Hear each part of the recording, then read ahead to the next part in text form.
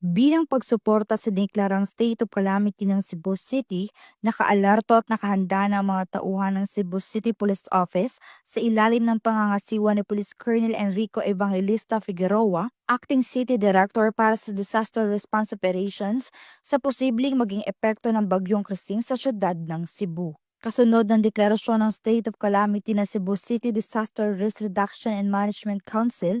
agad na nagsagawa ng konkretong hakbang ang CCPO para paghandaan ang pagtugon sa patuloy na weather disturbance na nagbabanta sa kaligtasan at kapakanan ng mga residente ng syudad. Kaagad pinatawag ang lahat ng tauhan na sinanay sa search, rescue and retrieval operations, pati na rin ang isang komprehensibong inventaryo ng lahat ng rescue equipment at logistical asset. Ang mga hakbang na ito ay naglalayong dagdagan ang kapasidad ng lungsod sa pagtugon sa mga emerhensya na dulot ng baha, pagguho ng lupa at iba pang mga panganib na nauugnay sa panahon. Ang Cebu City Police Office ay nananatili sa 24/7 monitoring schedule sa kondisyon ng panahon kaugnay ang CCDRRMC upang matiyak ang mabilis na pagtugon sa emerhensya. Ang mga linya ng mga komunikasyon sa radyo, ang mga command center ay ganap na operational around the clock upang mapadali ang real-time na mga update at mabilis na pag-deploy ng mga rescue team. Ang kapulisan ng CCPO ay patuloy na nakikipag-ugnayan sa mga lokal na pamahalaan